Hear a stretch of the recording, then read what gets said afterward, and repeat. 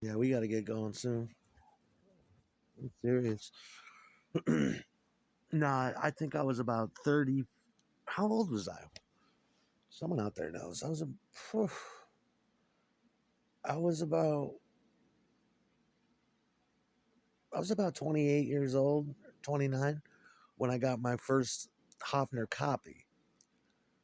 And it was one of the greatest days of my life, I think, especially musically. That's a long time to some people go a whole lifetime and never discover the magic of a Höfner bass. You know, yeah, I was in my late 20s, and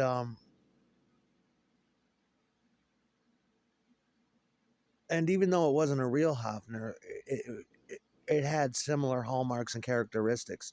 Now listen, you can put nylon or you can put nickel wound, flat wound, whatever you choose on a Höfner copy because most of them have a really, really, really big trapeze bridge and metal tuning pegs on top.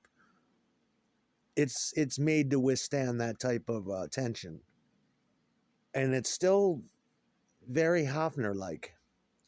But nothing beats, it got better and better, and I just the prices kept going down on those Höfner reissues, those copies, and I just kept buying them because the price kept going down, and pretty soon you were able to pick them up for like $200, which is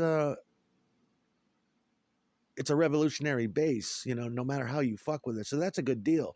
It got to the point where I had about 7 or 8 of them, and I was doing crazy things with them. Then I was buying Japanese ones. I still got one in storage. It's called the St. George Höfner bass. It's from the '60s. It's fucking awesome. But nothing beats the day I got my first real Höfner, and that's what it's about. Yeah, but you can't, like I said, you can't put nickel wounds on a real Höfner because that instrument's from Germany. It's from even the Asian ones. I got an Asian one upstairs here in the other room. I got a red one in storage. I got the Ignition series. I got all those series that Höfner made. Right, the one I'm using, the green one, is a $700 German one, but it was so I had to paint it just because it got so much wear and tear on it, and it was in a fire too.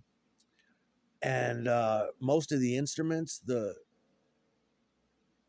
shut the fuck up in that fire, like my Telecaster, the truss rod broke because fires it gets hot. It melted, my shower. I had decals on the wall. It melted all the decals off the wall. It melted my shower curtain, and it fucked up my Ernie Ball bass, which is a heavy duty, rugged. It's got 6 bolts in the neck. It fucked up that thing. The soot got everywhere. But one of the that my Dean, my Les Paul weren't too affected. Although the paint started to peel on the Höfner, if you can believe that, because it was so fucking hot, the fire, that it just took off like a layer of of wood. And so I painted it green. But yeah, it's the real Höfners are real light, and you know. But if you have one of those Höfner copies by by any of the companies, you can put nickel wound strings on it, but not those ones that are made in Germany or even the Asian ones. They are not cut out for that. I've played all kinds of Höfners. I played a '76 Italian Höfner, which was really nice. It had the little teacup knobs. That thing was sweet. But there, yeah, strange things have been known to happen with that design. It's not your typical guitar.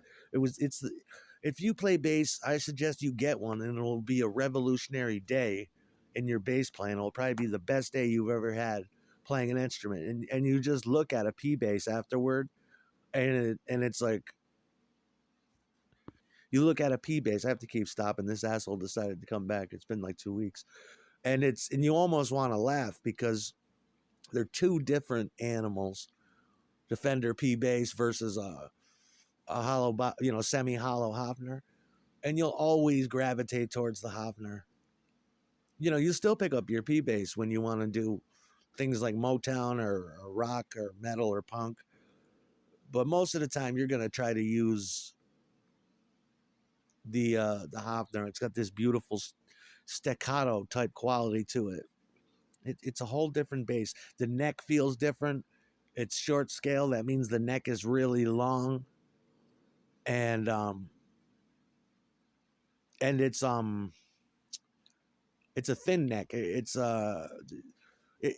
long, but it's not wide. So you can just fucking fly. You can just fly, and I mean it. You could. Plus, it's got an anti cutaway. You can hit notes that it's the greatest bass in the world. It's the only bass I became a bass player when I started fucking with the Höfner, and I understand why McCartney did so well with it. I don't know how he picked that bass out of all the basses in the world. I think it's the only thing he could get at the time. But that bass definitely contributed to the Beatles' sound and McCartney's stellar bass lines. It's a magic, magic bass. That's the day I became a bass player, too.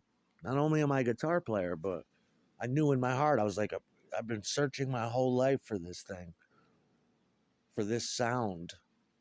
And you put it in conjunction with a compressor, palm muting, cork felt plectrums, and you turn off the tone and you flip the switches to get it all rhythm, and it's just it's serious bottom.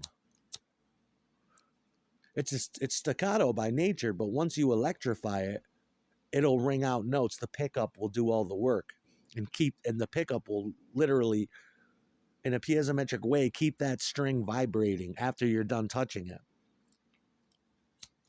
Magical. It's like putting your hands on a Ouija board. That's what it reminds me of. If you're superstitious and you can feel the metaphysics of it.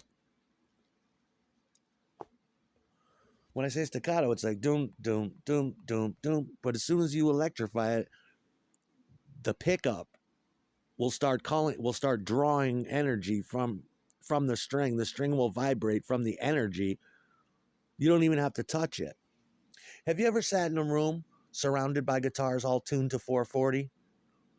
And you get to a certain volume and you grab your guitar, the whole room will start vibrating at 440, all the guitars in the room. Have you ever done that? You can't do it in a music store because most guitars are hung up by the neck. But if you got multiple guitars and you got acoustics in your house, try to do that sometime. Tune up all your guitars to 440, sit in a room and hit the harmonic of A. The whole goddamn room will start vibrating at 440. That's how magical music can be sometimes. How metaphysical and magnetically magical.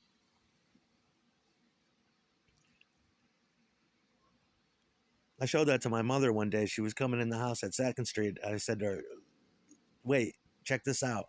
And I hit the note and I had about 10 guitars surrounding me, and they all started vibrating at 440. And she was like, "Oh my god, this is a cool little parlor chick."